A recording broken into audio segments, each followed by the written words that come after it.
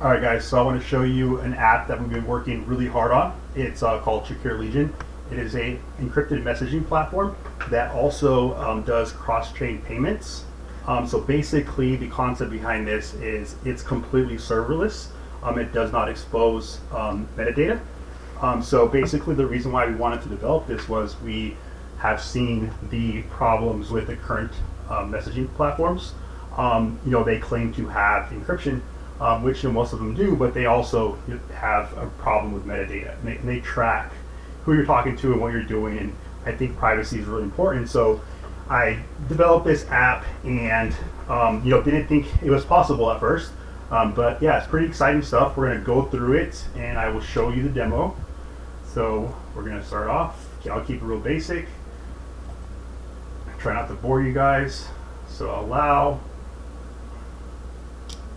Connect to the Tor network. What it does is it establishes a hidden client private, and then it basically communicates directly to the device without utilizing any relays as well, like the relays for notifications. And so Android allows us to do that, which is pretty cool. So we're going to go here, we're going to create an account. Okay, I'm going to pick a name. And then password.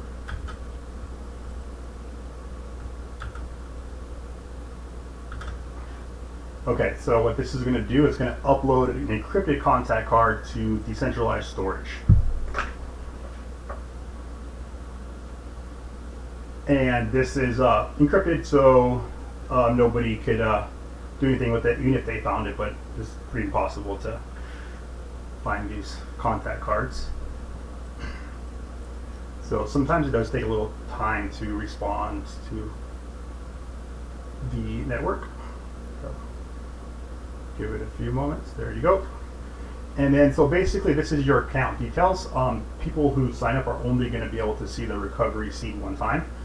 This is important to write down because if you want to restore your account on another device, you're going to need this. And basically, the only thing that you're going to be able to restore is going to be your custom Onion address that's assigned to you from your Solana key pair. So your Solana wallet is what generates the encryption for the messaging, and also it does a .onion address that's basically unique to you. You don't hand out that .onion address because that could be linked back to your communication in a way. So the only thing that you give out is going to be your CID and your PIN. The reason why we have it with the two authentications is to prevent people from spamming people, because it's an issue with some of these platforms where you just get tons and tons of DMs from random people. So this is only communicate with people that you basically say, okay, yeah, you can communicate. They also have to agree. So we will just go past this. Okay. So what we're going to do is, if you go here, this is the profile. You can see this contact information. So this is what you share with people. You can give them a QR code and give them the PIN. What you're supposed to do by design is give this to them on two different platforms. So like, you text them this and then you call them that on the other number. So what we'll do is we'll add a friend. So I have this pre-filled to save some time. And then go here. And then here's the PIN. I gotta log in on my phone to get the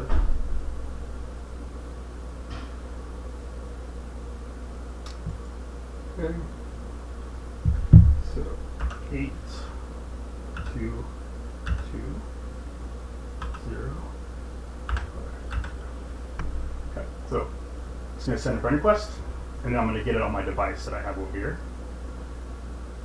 Sending to the wizard. Just got the friend request.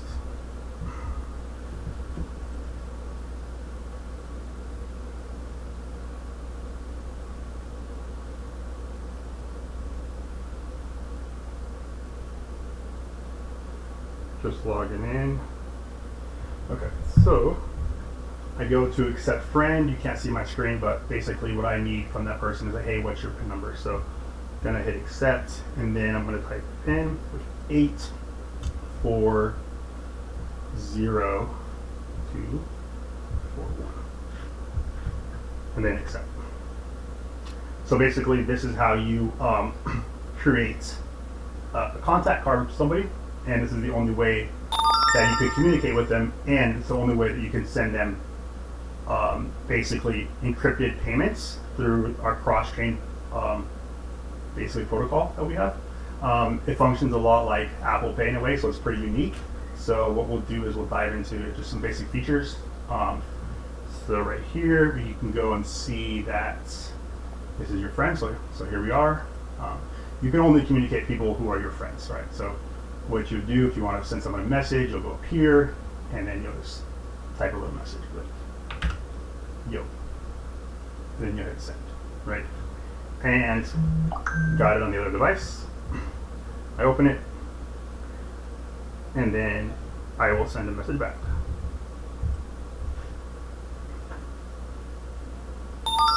There you go. So that's basic messaging. You know, the payment protocol is pretty cool. If you go here, you can send money. So the concept of it is it functions kind of like Apple Pay or Venmo, but it's using our basically ping pong protocol. That's something that we developed to be able to allow us to actually communicate without servers and without actually notification relays, and it allows it to do it to where it's like seamless. So it's like something that people would want to use on a daily basis. Some of the older style platforms like Yahoo Messenger, for example, you both have to be like online at the same time, right? So technically this is how it is, but with the ping pong protocol, you can like not be online, send a message, and what it does is it holds the message on the sender's device until that person comes online, and that person will send out a heartbeat sensor basically and say, hey, I'm online, send mail. So that system alone allowed us to be able to have this type of platform that doesn't have any centralized, you know, outside servers, right? So the other cool thing about the ping pong protocol is it has to have a bilateral authentication to send a message. So basically how it works is I just said yo, so it sent a ping to the device. I had to download that ping, that's a pong, and it basically authenticates it every single step of the way, and it goes back, and then that's when you get the payload. So that's really unique, and because of that protocol we developed, we've been able to do other things, and one of them is using this cross-chain payment system, right? So we basically incorporated 402, which is basically like an invoice system, like proof that it's actually been paid, using the encryption, using Tor, and using our ping pong protocol. So we'll dive into that in a second, but right now what we'll do is I'll show you some other features. You can send right here voice clips, pictures, and then we'll go to the actual payments in a second. Here is the wallet. Okay, pretty cool. We have the Zcash. We also have the ability to do the shield. Obviously, gotta have that, right? Then right here, you go and you create wallets, import, delete. So what we're going to do is we're going to hit create a wallet. We're going to create a Solana wallet for now. Okay. Cool. Done. So then we're going to actually create another wallet. We're going to create a Zcash wallet. Boom. Okay. So we're going to go here. We're going to actually pick the wallet. We'll just say Solana wallet's good, and then we'll do Zcash. So we have Solana. Okay. So what we'll do, we'll go back here. So that's the basic wallet features. You already know about the add to friends. This is the lock, and then we're going to go into a quick little settings over here, show you some cool features. So we have do the stress pin. So basically how this works is if you are in a situation where you want to let your friends know that you're in trouble, or something like, so there's people like contractors that want to use this, you can enter in a like 6-digit pin into your device, and what it'll do is it'll send like an alert to your friends saying that, hey, you're in trouble, and it's just basically like a text, and then it'll wipe the phone, so you can get it to wipe it, and you can actually go in here and put the pin that you want. The other cool thing about this too is it like prevents brute force attacks, because they'll like to use numbers over and over and over, but if they do that, they're going to guess a really simple one. No, wipe the phone. Also, you can do the wipe on 10 failed logins, change your password. This is the biometrics. You can do fingerprint if you want. This is the advanced security. This is the auto timer. So basically, after 5 minutes or 5 seconds, the app will turn off. Let's see here. Notifications. This is just the about, basically legal stuff. Delete account, and then bridge. So the bridge is kind of cool. So this is basically, it's kind of standard for all Tor browsers, but it allows people that are censored to use this. For example, countries that are real strict on freedom of speech in Tor, this will work good for them. So that's what this is here for. So also, we will go into here and I'll show you guys really quickly this is the contact card here, but I will show you really quickly how to do the payments.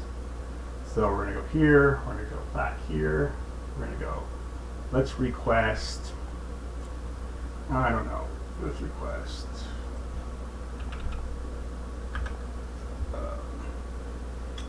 0.000. You can change the expiry. So we'll hit request, send request, boom, there it is. So now you see the request, right? So I got it on this device here. I'm gonna do the click it, and then I'm going to hit pay.